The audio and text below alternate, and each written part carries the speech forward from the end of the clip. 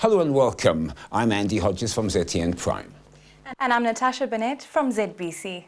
Zimbabwe's head of state, Dr. E.D Mnangagwa, was inaugurated in 2018. 5 years later, we speak to him and reflect on his tenure. We want to find out from the President directly what were his government's success and challenges faced. Mr. President, thank you for speaking to us today. Welcome. You're welcome. Your Excellency, you were inaugurated in 2018. What would you say are the major successes of your government to date? I think I should correct you. I was not inaugurated in 2018. It was in November 2017. November 2017. Yeah. Yeah. But of course, then after the elections of 2018, that's the second inauguration which I got. So perhaps I will take it from 2018, where you have set your questions. We'll take it from there. Thank you, sir. Yes. The challenges, the successes, major successes of your government to date? Well, I'm very pleased that at the time I took over in, let's begin from 2018, after the 2018 general elections. The major issues that we were facing the country under sanctions was the issue of food security. Was very critical. The issue of infrastructure development was very critical.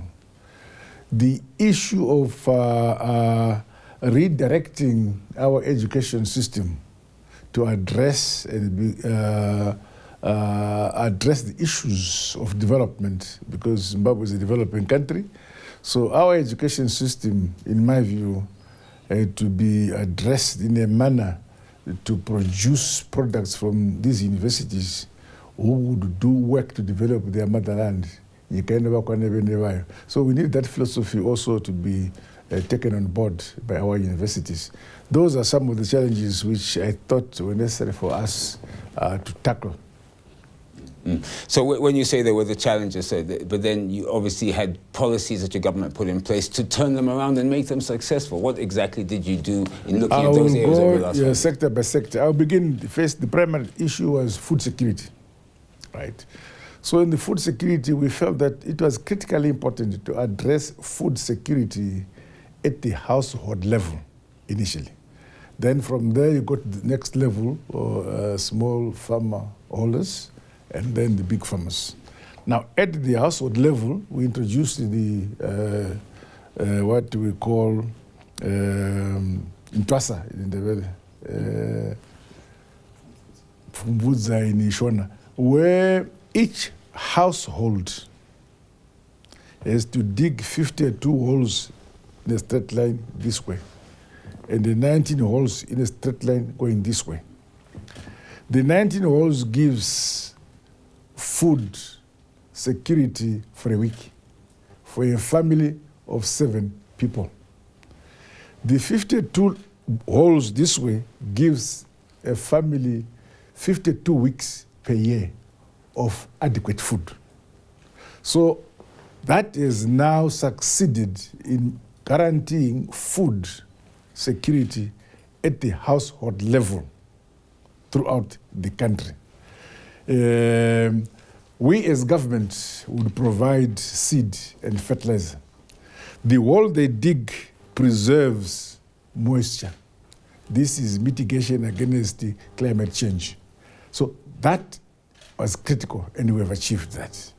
Now, we're in the 4th year of food security, and I don't think that with our model of agriculture, this country will ever again suffer from food security in terms of corn and grain like maize. We moved on to deal with the question, before I finish this maize issue, the second level is where now you address farmers, small-scale farmers and big farmers like myself. These ones, you don't give them free inputs. You give them inputs which they pay after harvesting. Okay. So they are supported by government. We empower them to produce food, to produce grain or corn. The ones at the ordinary household, it's free input. But by doing so, you are making sure that the 3 million families have food for themselves, and the government has no need anymore to import food. And they've already been importing food for the last 3 or so years as a result of this model of agriculture. So the question of food security is now behind us. We also to say how much food, this is now above the household level, how much food do we need to feed people like you who stay in town? So we worked out the number of maize or wheat we want per year. And they say, what is the average yield per hectare? You get the average yield per hectare. Then you say, how many hectares should be under irrigation in order to achieve the number of metric tons of grain to support the urban families, the urban population per year. We got those figures. And now we have enough hectarage under irrigation, producing not the average, above average tons per hectare.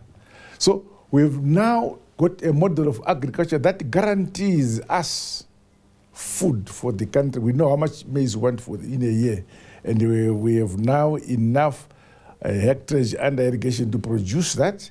Although worked at the rate of 5 tons per hectare, but we are producing on average 8 tons per hectare. So we have surplus. Just today, I was my Minister of Agriculture was briefing Cabinet to say, Mr. President, what do we do with what? He says, with wheat. We do the same model on wheat. In the past, we used to import wheat, but we worked out and said, how much wheat do we eat per year? Right? We're getting our wheat from Ukraine. This is before the war. We're getting our wheat from Ukraine. But we were ahead of the war, as if we knew there was going to be a war. We were ahead of the war and designed a model of agriculture to produce the wheat we want per year. Now my minister today was saying that, Mr. President, we have no space for surplus wheat. I said, no. I said, we have no... Mr. President, if we have to keep the wheat, we need to have money from Professor Mpiri to build new silos. So I gave him permission to market, to export extra wheat, which we have. We have no space for the wheat. We are wheat sufficient. We are grain sufficient. So the question of food in this country is behind us, solid. Whether there is rain or there is no rain, because our model of agriculture is based on irrigation.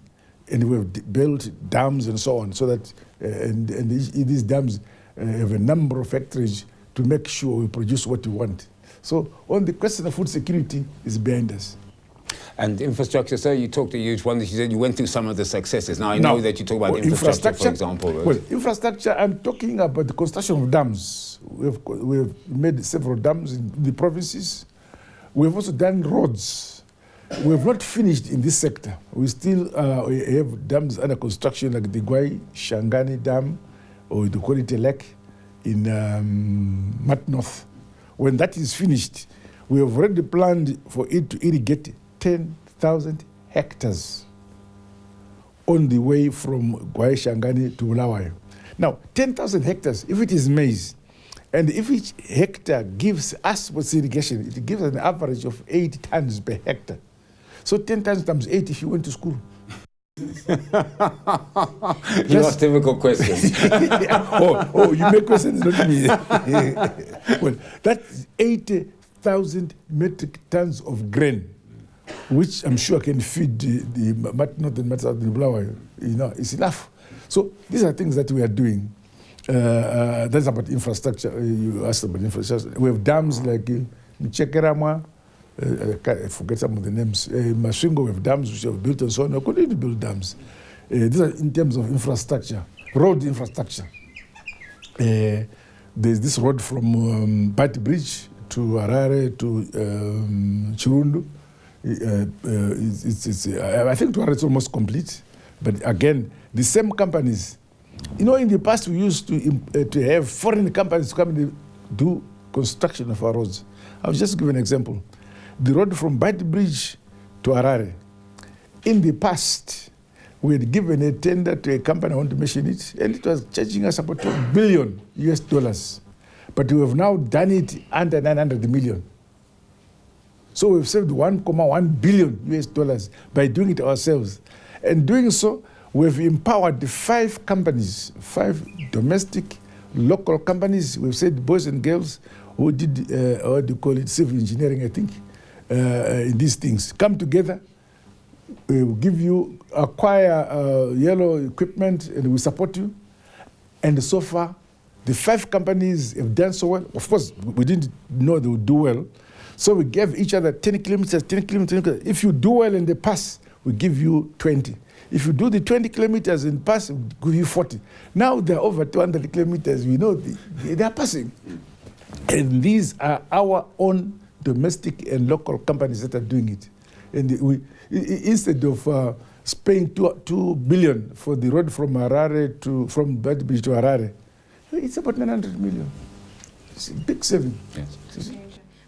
President, can I now take you to the energy sector? Without a constant supply of guaranteed energy, the economy may not be able to function at its best capacity. When the Second Republic came in, there was a severe energy crisis. How has your government dealt with this issue? In April 2018, because at that time, the accusations, some correct, some incorrect, that you see, because of load shedding, miti nyama yabora mfridge. Ne asina nyama ngoti nyama yabora mfridge. Asina nyama, you see. So I went in April 2018 to People's Republic of China and discussed with, I had a shopping list of items I wanted from the People's Republic of China. But my dear brother, Xi Jinping, said, well, he chose 4 things. He said, these will not negotiate. He will make a political decision to grant me those things. And the one was energy.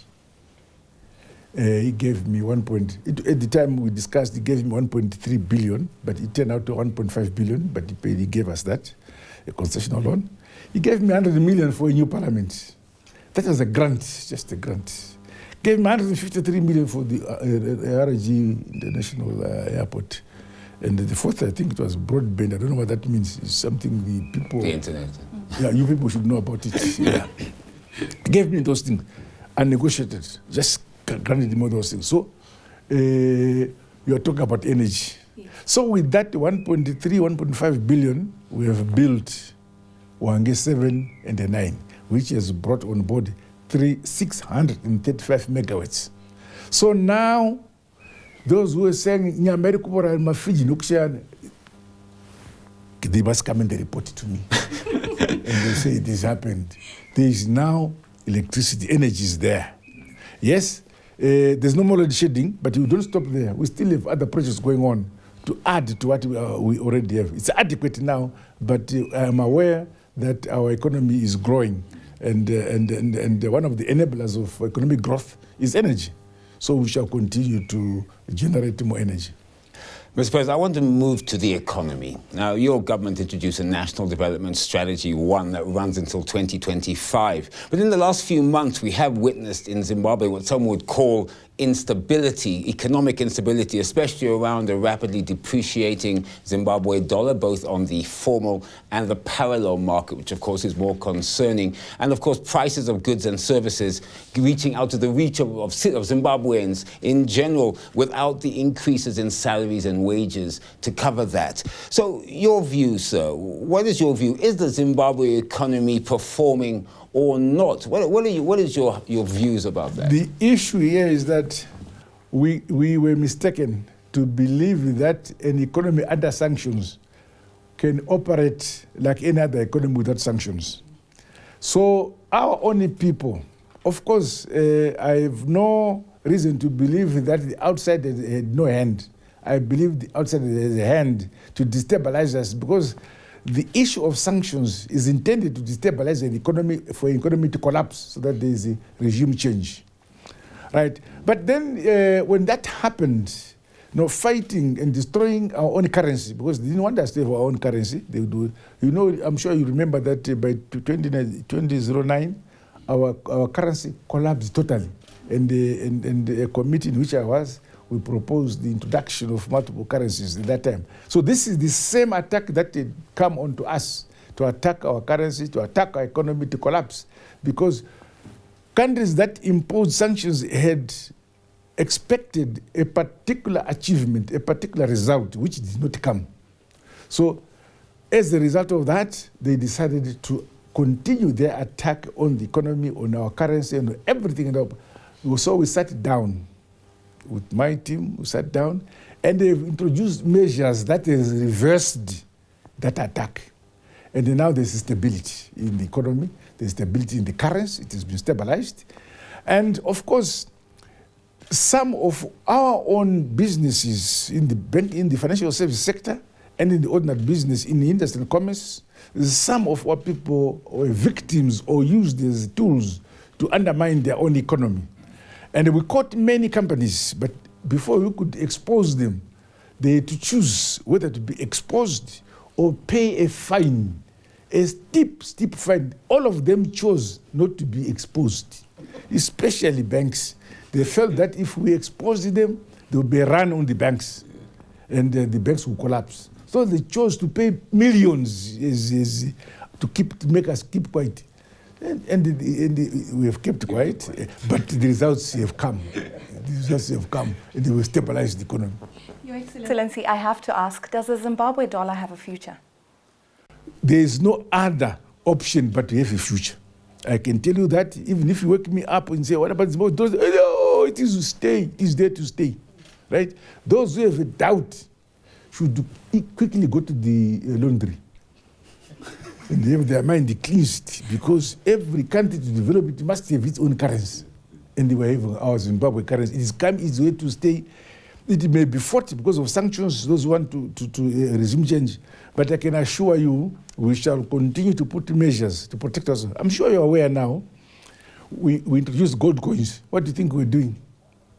And now, in the past, our mineral levies were in money, right? Say you're mining platinum, you're mining gold or diamond or any other mineral, nickel and so on. There are levies paid to government. They've been paid 2% levy, royalty, 5% and so on, in money. I changed that. If you are mining gold, the 5% must be in gold. So I must go and look at the gold is there. If you are mining platinum, I must see it as a commodity. If you are mining diamonds, I must see the diamonds. It is stabilized. Now we have in the Reserve Bank these commodities in a hard, solid. Because if we had got 5% in US dollars, it goes away. You know, it gets used. But I can go and look at my diamonds anytime I want. I can go and look at the diamonds. I can go and look at the gold. I can go and look at the platinum. Solid. It's there. Mr. President, when you look at your Finance Minister, Professor Ntuli Ngube's numbers, you can see, you say agriculture is up about 45% year on year compared to last year to now. You look, the mining industry has already hit a 12 billion economy. You look at all other sectors, even tourism is going up. But there still seems to be a disconnect between that economic performance, which seems to be performing well, and Zimbabwe's standard of living. What would you say to Zimbabweans about their standard of living and how we're uplifting them, or how your government is uplifting them? That's a perception. We used to import food to feed our people. We are not importing food to feed our people. That means we are now self-sufficient. That means the lives of our people have changed from being beggars to being masters of their own destiny. If they want to cook food 3 times a day or 5 times a day, they can do it because we have surplus. So if you say things will change, then it's a theory. Go in the villages and say, are you hungry? To tell you that, the food from Vudza. Yeah, it's there. So I can assure you that as far as the lives of our people, from my point of view, in terms of figures, we have more disposable food in the country than before. And in fact, with our model of agriculture which we developed, we are guaranteed again that we say to food insecurity, bye. If we see it again, we arrest it. And that obviously has an impact on employment. Employment is critical because one of the issues was job creation. Now, every developing country like Zimbabwe, we have more formal. Because this theory of employment is imperialistic. They are talking of people who are working in factories in the Industrial Revolution. They're talking about people working in industry and so on. We have so many of our people who live on informal business, and they build their own homes, send their children to school, and according to Western philosophies, these people are not employed. And yet they have more wealth than you who are interviewing me now, working in the formal sector, you see? So the question of unemployment is theoretical. Yes, there are people, our young generation and so on. Again, this is why we've changed our education from to 5.0. It is because we have now introduced innovation. Our education must have technology and innovation, so that when a student leaves a university, in the past ourselves, when we left universities, we either were going to be a clerk, right, or a teacher. At that time it was important. But it's not important anymore now. For instance, my brother, if I say, become a clonza, no, can you cook? You don't know, and yet you're highly educated. Now, we need the professors who can produce a product, not a thesis on Shakespeare, because no one eats Shakespeare. So our education now is so designed that there is production of good and service to save the community. You look at what people want. So the university products must come and satisfy that need. This is what we've changed. Very true, Mr. President. Your vision is to make Zimbabwe an upper middle income by 2030. Do you believe that Zimbabwe is on course to achieve this target? Fortunately, when we introduced the philosophy of the Nika Inova Kwanebe Nevayo, that philosophy has caught up every family. They now know you don't look to having development coming from outside, but yourselves. So with that philosophy, we are building an economy. Just think of it, my dear, that for the last 3 years, despite being under sanctions, our economy in the region is the fastest growing economy for the last consecutive 3 years. What do you say to that? A country under sanctions. Because we believe in ourselves. What are the indicators, sir? Pardon? What are the indicators? The figures tell you we have been growing at 5.5% GDP growth every single year. Which other country has been growing at that level in SADC? Can you name one? I want to talk about foreign direct investment or investment. Now, over the last 5 years, you have at length, and you have announced various investment projects that have been coming into the country, whether it be in mining, tourism, and other sectors in the economy. What is your general overview of the FDI or investments into Zimbabwe? And if possible, do you have any idea of the kind of numbers we're talking about in terms of foreign investment that has come into the nation? That's the philosophy which you want to go, must get out of my people, especially my cabinet. They should not believe in foreign direct investment FDI. No. That's the theory which the first world wants the third world to believe in. To say for us to develop, we must look for investment from their countries. No. We must develop our country with the domestic resources that are available in our country. Right? You see, if you want to build a house, in the past, you look at a catalog and say, oh, very good door frames from Turkey, very good glass from Japan, very good sofa. All those things, we now must have our universities, have innovation hubs, then to produce those goods locally. If you look at what those products are being produced, the materials are in here. We have them, must produce those things ourselves. For example, just to give an example. We used to get all our fertilizer, either from Ukraine or from Russia, all our fertilizer. Then when this thing happened between Russia and Ukraine, we could not access that fertilizer. And I said to our people, what makes fertilizer? Anyway, we discovered we have all those things here. By this year now, we are almost there to have enough fertilizer for ourselves, producing it here. But we said, no, let us look for fertilizer elsewhere. We could continue to be importing. But now we realize we can make our own fertilizer. And this applies to many other products in the country. You see? We must produce these things. What we eat must produce. What we wear on, even your glasses, you must find out how the glasses made. You give very nice to have the boys and girls. At this university in Mashonali Center, what is called Bindura University. Yeah, there's a department of what do you call these things? Automa something. Yeah? Or about glasses, an English word for making glasses. Octopity or something. Something like that, yeah. They're doing it now. Go and see how they're making these glasses, but you yourself look at catalogs and they import it from Los Angeles. Go to Bandura and they have them. So are we talking then about investment to come in that value adds, that can take our products, the stuff that we have, the products that we have here, the raw materials we have here, and create products from them, rather than us always importing goods from foreign investment from those foreign countries? It's more about now value adding in Zimbabwe, beneficiation, yes, and then hopefully exporting into the rest of Africa. In that area, at the time the Second Republic came to office, we had about 37 to 39% of products on the shelves being produced locally. The balance was imported onto our supermarkets. Go there today, as a result of Jikaino and the self-belief, we are now at 81% domestic products on shelves of our supermarkets, which means import substitution has worked. Right? So we will continue doing that. Yes, there may be areas where we may lag behind, but we are moving on. Because we also are having a serious scientific balance in terms of our universities for science and technology. And our boys, for instance, since the Second Republic, have you ever had a university that went on strike? Why? You, when you were in school, were making strikes every weekend. You were making strikes. This has changed now because very few want to go even on holiday.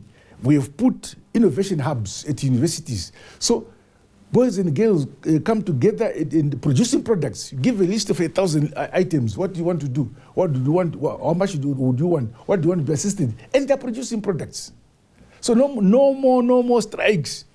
Just because we have put a sense of responsibility that they themselves are important. They must build their motherland themselves. Since 2018, you have embarked on a deliberate strategy of re-engagement. You state friend to all, enemy to none. We have also seen observers coming to Zimbabwe to monitor the elections. What would you say to comments made that the vote is less about an internal contest, but a tool for re-engagement? Well, yes, when we came in, we introduced the issue of in our foreign policy, engagement, re-engagement. Engagement with countries and international organizations whom we had not engaged before, so we engaged them. Re-engagement with those who had disengaged with us. Right? So that this is the philosophy, we are a friend to all and the enemy to none. So you choose to be our enemy. We never make you our enemy. You yourself choose to be our enemy, and then we grant you the freedom of being our enemy. That's about the question of friendship and so on. That's our foreign policy. It's based on that. What's the second part of the question? My second part of the question was, what would you say to comments made that the vote is less about an internal contest but a tool for re-engagement? No. Our vote is actually to address domestic needs. A party which the people believe has capacity to address their needs is the party that they must vote for. In the past, elections were done in order to satisfy Western countries to say our country is democracy. That is stupid. We have elections in order to have the best party that puts a program addressing the needs of the people. Not a question of we have democracy, but a question of here is a party with a program to address the needs of the people. That's our philosophy. That's how we look at it. I want to look at how that links into the issue of land, because we have spoken about this before, sir, and we talk about land being a contentious issue, which has caused a rift between Zimbabwe and much of the rest of the world. Your government's agreed to compensate former commercial farmers $3.5 billion United States dollars for land improvement. The question that people ask is, how is Zimbabwe going to pay for that compensation? Is Zimbabwe going to pay for it? And are there any timelines in terms of liquidating that promise to the former farmers? Well, that was a very itchy issue. Because, one, those whom we are paying, those farmers whom we are paying this $3.5 billion never bought that land before. They got it free. In fact, they got from our forefathers by killing some of our forefathers to get that land. But we came to a compromise where that is going forward, okay. We agree that we have put improvements on land. And in terms of our constitution, we cannot sell our land. So that 3.5 billion is reflective of the improvements that have been put on our land, which had no improvements, modern improvements and development. That's what we are paying for, which we have now acquired. So we have a clear conscience when we address the issue that way. The question of do we have the capacity to pay? This is why we have we created this team of champion and facilitator. We have the great son of Africa, Dr. Desina, president of the African Development Bank, and great son of Africa, President Chisano, president of Mozambique, who are going around trying to mobilize support from these big countries which explained us before, to raise some of these funds to say, look, we observe rights, land rights, property rights, we observe them. But our capacity to pay is limited by our level of development. So can you assist us liquidate this? But down the line, we should be able to pay slowly. But for now, some of these people may die before they get their money, and they are your relatives. Can you contribute and repay them?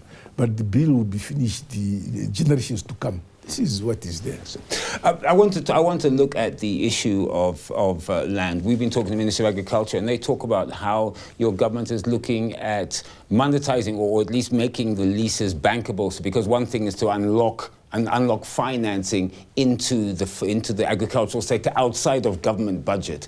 What are the plans in terms of making those bankable and allowing farmers new farmers to be able to access finance through the banking structures?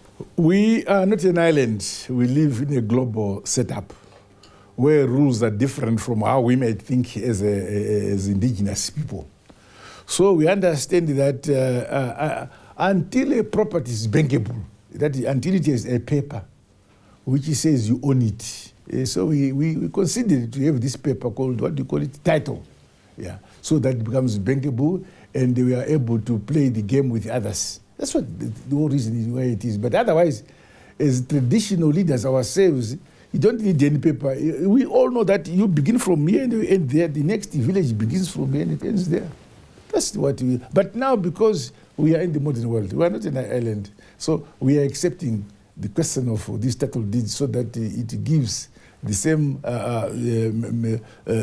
mental value as the West gives to the papers which they hold about the buildings and the roads, things of that nature. I have to ask, you earlier mentioned that some may die before they finish. Are there any timelines? Finish what? Finish. Paying the compensation. Yes. Are there any timelines? Are there any timelines put in place? Oh, no, we don't regulate dying. What we actually regulate is the payment. Okay. Through our financial, through our Ministry of Finance. Every year in the budget, we put some money. But we are also appealing to the international community. And this is why we have these two champions I've mentioned to mobilize for us. But we are focusing in obeying our commitment. Okay. But the extent of our ability is determined by the level of our economy. So I want to turn to, Natasha asked you a question earlier about observers, some who have come from countries that haven't traditionally come to Zimbabwe. What is the situation concerning some observers being barred? Has there been a legal fair play regarding observers? I'm not aware of those who have been barred. They can only be barred because they are not suitable to come in. Okay. But otherwise, it's open. We've invited everybody to come in. But of course, if you have a criminal record, and you wanted to come and observe us when you're a criminal, we buy you.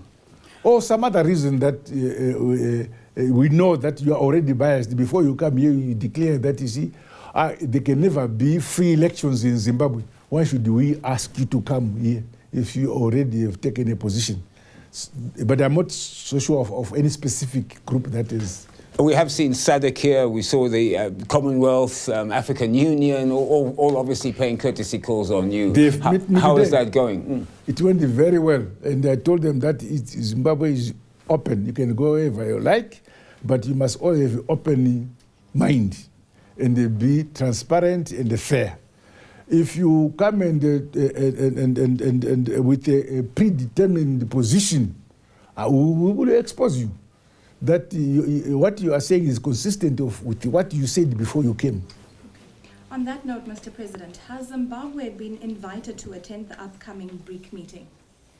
It's a pity. My dear brother Cyril was persuading me in Rwanda to come on the 23rd and 24th. But I told him I'm in the middle of elections. He is the president there because he was already elected and is enjoying. Now for me to go away when elections are there, when I want to be elected, I told him that he must understand. So he did his best to persuade me to come. But I said, my brother, this one, if I may, I might think of sending somebody if it is critically important, because as Zimbabwe, we've also applied to join the BRICS Bank as Zimbabwe. And at the second level, we may also want to join the BRICS as a country rather than the bank side. But I told my brother Cyril that no, I think I like going back into office again. They must be present. And what about rejoining the Commonwealth, sir? Because that is also, I think, one of the things that you've spoken about Zimbabwe looking to rejoin the Commonwealth, obviously under control. Yes, I was, the Commonwealth delegation was there. We were talking about it.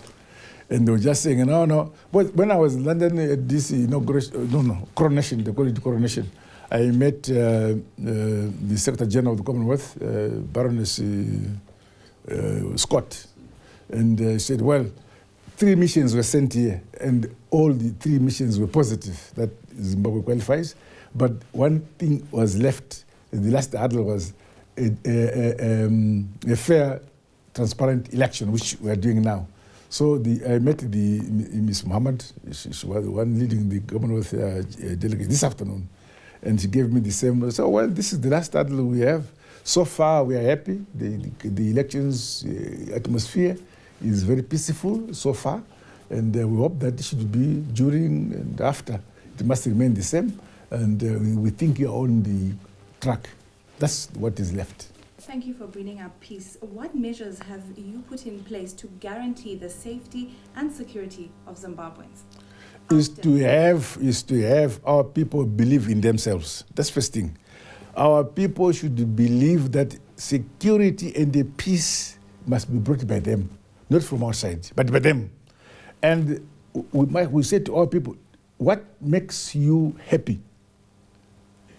A situation of turmoil, a situation of peace.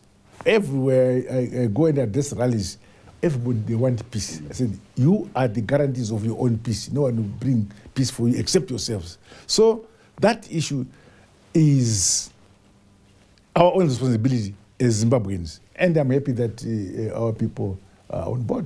I mean, Mr. President, you have spoken recently about how you're very happy with the peaceful situation that's prevailing in the country, particularly now in the campaigning period. And of course, we are going to elections soon. But of course, citizens or Zimbabweans are still concerned that they're concerned about violence erupting possibly after the election. Are there measures that you've put specifically in place to really guarantee the safety and security of your citizens? The people are the ones who guarantee their own security.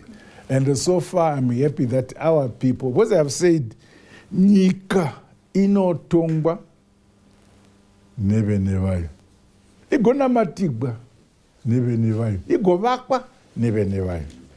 So, you cannot vaka nyika yako, tonga nyika yako, and pray for it when you are fighting. So, this philosophy, these 3, and they have also made it a biblical one. The 3 things are necessary for a prosperous country.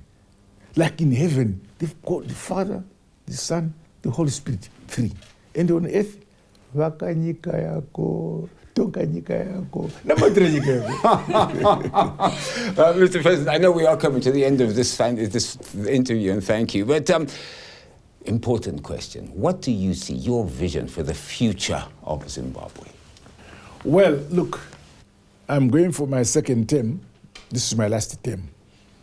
I believe that my party in particular, ZTNPRIME'S, embraces our vision that first and foremost, the stability of our country depends on us.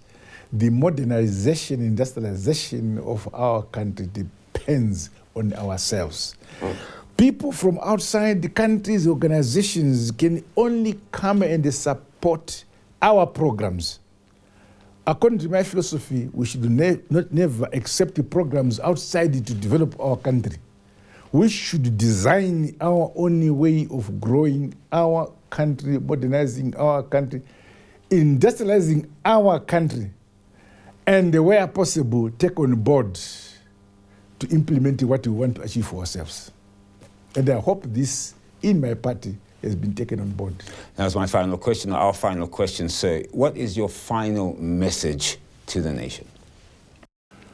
I'm happy that we are in this election period, election mood, and the country is quiet. The country is peaceful.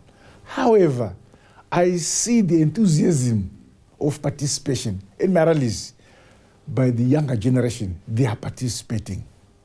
Throughout, I see them coming. So this is a sign that this country is the future. If the younger people come and hear us, we have gone through the mill, talking about peace, security, and harmony. If they can take that on board, this country will go far. Mr. President, thank you so much for speaking to us today. Thank you. Thank you. Well, that's it. You heard the President of the great Republic of Zimbabwe here this afternoon giving us his ideas about the last 5 years in tenure as head of state. Well, that's it for this today. Very much so. I am Natasha Bennett. And I'm Andy Hodges. Goodbye, and please, you all be safe.